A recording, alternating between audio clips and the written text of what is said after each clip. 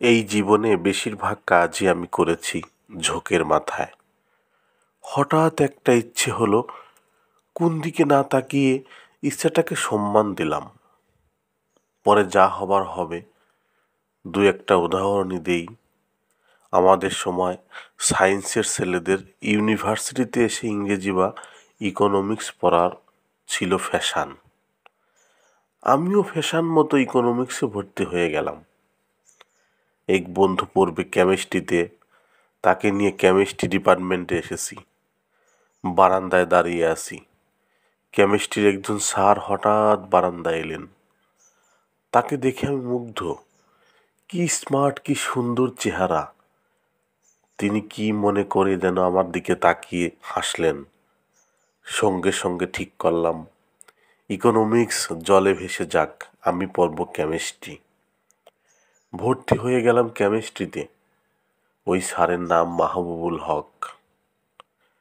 Kalinarayan scholar, ভৌত রসায়নের উস্তাদ লোক, যিনি অঙ্ক করিয়ে করিয়ে পরবর্তী সময়ে আমার জীবন অতিষ্ঠ করে তুলেছিলেন। পিএইচডি করতে গেলাম ভৌত রসায়নে। কোর্স ওয়ার্ক সব শেষ করেছি। 2 বছর কেটে গেছে। একদিন বারান্দায় হাঁটতে হাঁটতে সিগারেট টানছি, হঠাৎ লক্ষ্য করলাম 310 নম্বর রুমে বুড়ো এক ভদ্রলোক ক্লাস নিতে ঢুকলেন।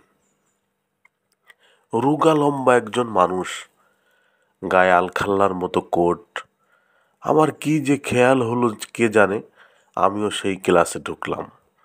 সমস্ত কোর্স শেষ করছি, আর কোর্স নিতে হবে না, কাজেই এখন নিশ্চিত মনে একটা ক্লাসে ঢোকা যায়। বুড়ো ভদ্রলোকের নাম জেনো উইকস, পলিমার রসায়ন বিভাগের প্রধান। আমি তার লেকচার শুনে মুগ্ধ। যেমন পড়ানোর ভঙ্গি, তেমনই বিষয়বস্তু। দ্বৈত কীর্তি, অণুর বিচিত্র জগৎ। ক্লাস শেষে আমি তাকে গিয়ে বললাম, আমি আপনার বিভাগে আসতে চাই। ভৌত রসায়নের প্রফেসর শুনে খুব রাগ করলেন। আমাকে ডেকে নিয়ে বললেন, তুমি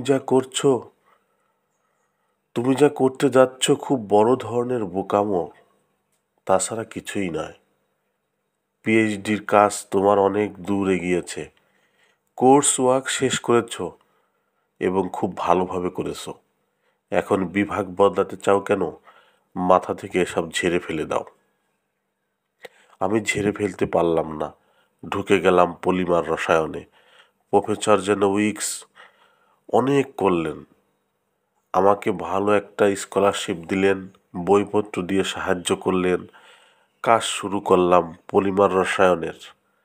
আর এক জাদরেল ব্যক্তি প্রফেসর গ্লাসের সঙ্গে। পলিমারের সব কোর্স যখন নিয়ে শেষ করেছি, তখন প্রফেসর গ্লাস আমাকে তার অফিসে ডেকে নিয়ে বললেন, মাই ডিয়ার সান, দয়া করে এখন শখের বসে অন্য কোনো ক্লাসে গিয়ে বসবে না, ডিগ্রি শেষ করো। আর একটা কথা, আমেরিকান সিটিজেনশিপ পাওয়ার ব্যাপারে আমি তোমাকে সাহায্য করতে চাই। আমি বললাম, আমেরিকান সিটিজেনশিপ দিয়ে আমি কি করব? তিনি বললেন, তুমি চাও না? আমি বললাম, না, আমি চাই না। ডিগ্রি হওয়া মাত্র আমি দেশে ফিরে আসব। বিদেশি ছাত্ররা শুরুতেই সবারই এরকম বলে, শেষে আর যেতে চায় না।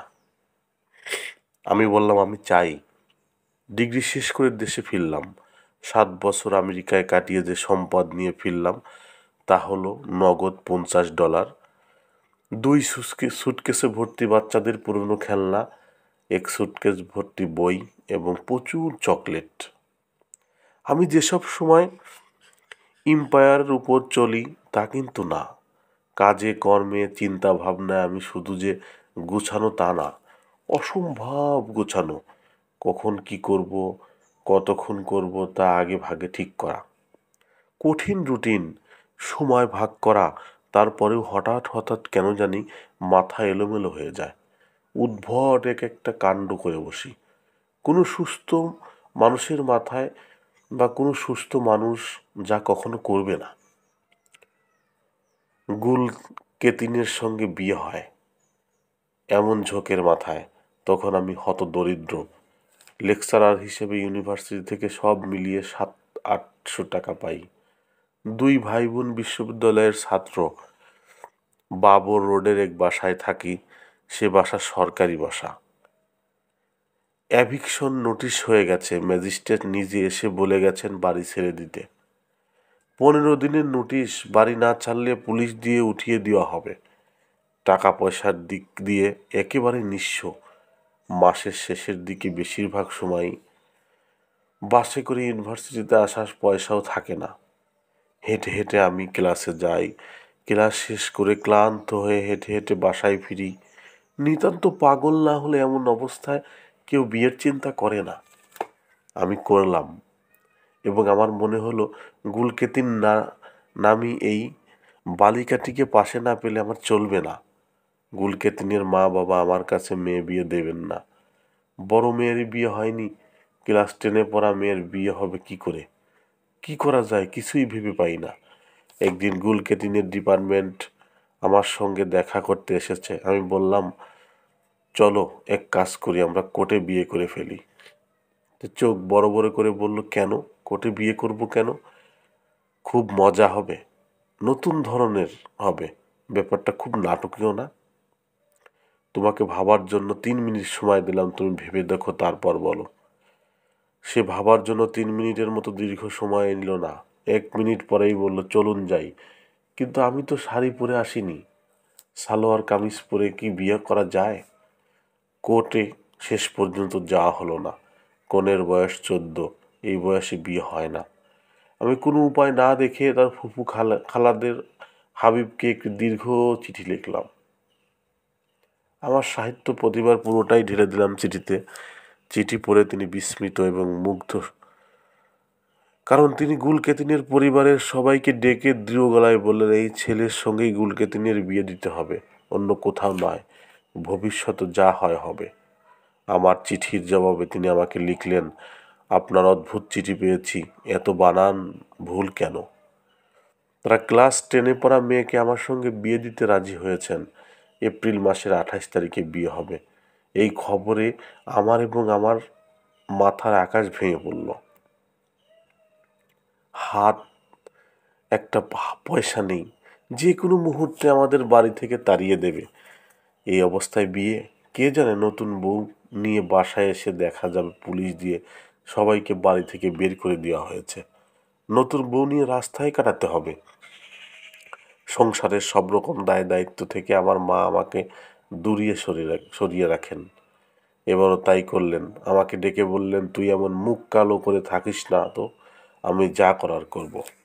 মা তার সর্বশেষ সম্বল, বাবার দেওয়া হাতের একজোড়া বালা, যা তিনি চরম দুঃসময়ে যত্ন করে রেখেছিলেন, বিক্রি করে বিয়ের বাজার করলেন। জিনিসগুলি হলো খুব সস্তা ধরনের, কিন্তু তাতে মিশে গেল আমার বাবা মার ভালোবাসা। আমি জানতাম ভালোবাসা এরকমই কল্যাণময়, স্পর্শে আমার অনিশ্চয়তা এবং হতাশা কেটে যাবে।